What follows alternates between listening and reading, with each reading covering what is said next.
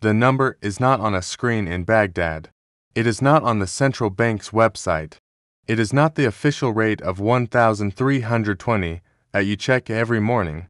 The most important number in the dinar market right now is invisible to most eyes, but it is the foundation upon which every other number rests. And if you do not understand it, you do not understand where the dinar is really headed. Let me take you inside what that number is. On February 10, 2026, Central Bank Governor al-Alaq sat down with Rudaw in Erbil and delivered the most definitive monetary policy statement of the year. He revealed that Iraq's foreign reserves now exceed $100 billion, including more than 76 tons of gold. He disclosed that the money supply stands at approximately 100 trillion dinars. And then he gave us the number that changes everything. More than 80% of that money supply exists outside the banking system. 80%. That is the number. Trillions of dinars circulating in the shadow economy, invisible to tax authorities, unavailable for productive lending, and entirely beyond the reach of monetary policy. This is not a sign of a healthy economy. This is a sign of systematic evasion. And al-Alaq was remarkably candid about the cause, primarily linked to the phenomenon of tax evasion and non-disclosure of revenue levels, profits and income that are achieved, especially in the trade sector. The most important number in the dinar market right now is not the exchange rate, it is the gap between the currency in circulation and the currency under control. Let me give you the context that makes this number so critical. In November 2025, former central bank official Mahmoud Dagher warned that nearly 92% of Iraq's money supply was outside banks. The situation has improved slightly, but the fundamental reality remains. The vast majority of Iraq's currency is not where it can be used to fuel economic growth. Dagher noted that individuals, traders, and contractors continue to prefer cash transactions over bank deposits, driven by weak public trust in banks, limited adoption of electronic payments, and recurring banking crises that discourage savings. He warned that Iraq's money supply outside banks drains liquidity and weakens the central bank's ability to manage inflation and credit growth when most money is outside the system. Monetary policy loses its effect, Dagher said, highlighting the risks to economic stability and lending efficiency. This is the problem that the 80% number represents, but it is also the opportunity. al-Alaq explained the mechanism with unusual clarity. If money owners feel reassured about the existence of a fair and transparent tax system, they will bring their money and deposit it in banks. Reassurance, that is the product that the execution phase is designed to manufacture, and the tools being deployed are unlike anything Iraq has used before. On February 11, the Director General of the Iraqi General Customs Authority announced that the Kurdistan region has begun responding to the unification of customs tariffs with federal border crossing. Advanced understandings are in place to implement the ASYCUDA electronic customs system across all points of entry. This is the enforcement mechanism that makes the shadow economy uncomfortable. When every container is scanned, every duty is calculated electronically, and every payment is tracked, the 80% outside banks has fewer places to hide. On February 9, in Erbil, Governor al-Alaq stood beside Prime Minister Masar Barzani and launched ePsûle, a unified electronic payment platform for the Kurdistan region. Al-Alaq stated, "Everyone now understands that handling transactions with cash alongside complex economic demands is no longer sustainable. Establishing a secure and transparent electronic financial system is essential to restoring citizens' confidence in the banking sector." ePsûle allows citizens to pay government bills instantly through mobile applications, digital wallets, and partner banks. It operates 24 hours a day, 7 days a week, with no additional fees. This is the incentive mechanism that makes the formal system attractive. When citizens can pay bills digitally, they hold less cash. When they hold less cash, the 80% begins to flow into banks. On February 5th, Governor-elect met with U.S. Chargé d'Affaires Joshua Harris in Baghdad. They discussed dollar sales, banking reforms, and ongoing cooperation aimed at strengthening Iraq's financial and monetary stability.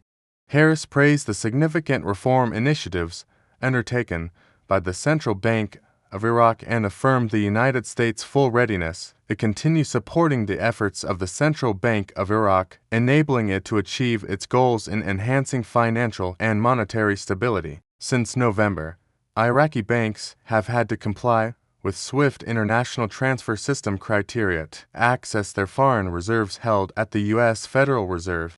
The Federal Reserve examines every request, and if there are any suspicions about the final destination, it stops the transfer.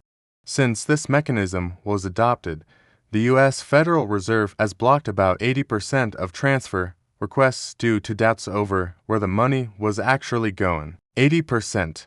That number keeps appearing. It is the number of currency outside banks. It is the number of transfers blocked.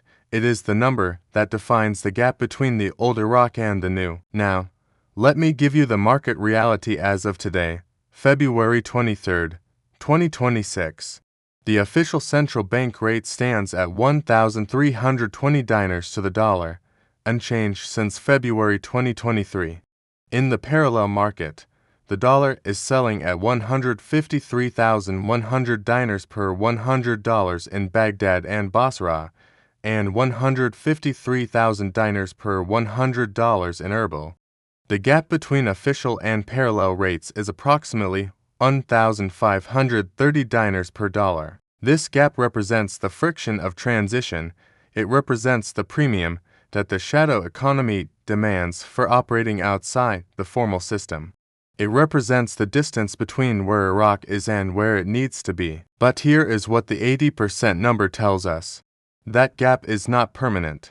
When the 80% begins to flow into the formal system, the effective money supply available to back the currency changes dramatically. Al-Alaq was explicit about the condition for changing the exchange rate. He said such a decision would only be considered if Iraq faced an inability to meet demand for foreign currency due to weak reserves. And he explicitly stated that this is not the case at the present time. Not the case because the reserves are strong. Not the case because the ASYCUDA system is bringing the shadow economy under control.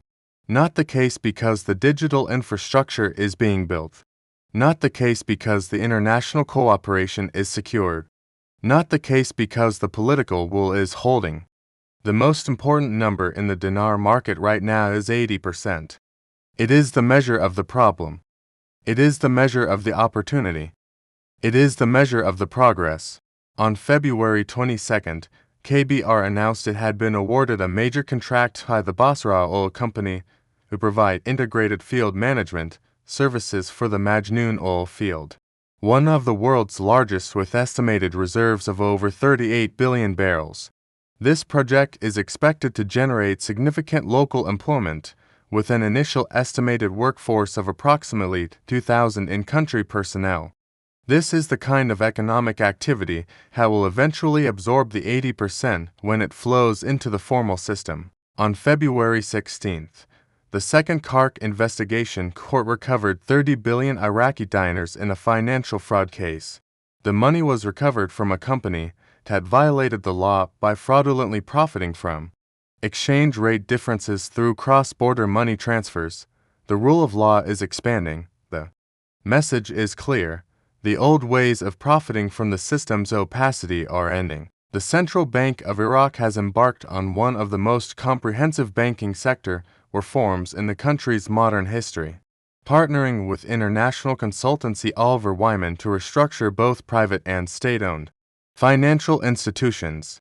Governor-elect has characterized these efforts as deep structural changes aimed at rebuilding the entire banking system, emphasizing that compliance is not optional, but rather a strategic necessity. Financial inclusion has surged from less than 10% in 2018-2019 to approximately 40% currently, supported by expansion of point-of-sale terminals and growth in bank accounts. Beginning in June 2025, all government payments transitioned to electronic systems, prohibiting cash transactions across government institutions. The 80% number is not static. It is moving. Slowly, but moving. Every new ASYCUDA terminal, every ePsûle transaction, every compliant bank transfer, every recovered fraud case, all of it pushes that number downward. al-Alaq explained the philosophy. If we link the topic of changing the exchange rate to the budget deficit, it means we have set a shaky foundation for the future of the national currency in Iraq, he said. Stability is a fundamental condition for achieving economic and investment movement.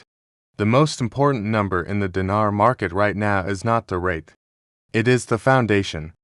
It is the 80%. It is the measure of how much work remains and how much opportunity exists. The traders protesting in Baghdad are not evidence that the reforms have failed. They are evidence that the reforms are working. The 80% of currency outside banks is not evidence that the economy is weak. It is evidence of the fuel that will power what comes next. The parallel market rate is not evidence of a collapsing currency. It is the last gasp of a system that is being systematically dismantled. The most important number in the dinar market right now is 80%. Watch it. Track it. Understand it. Because when that number starts to fall, everything else will follow.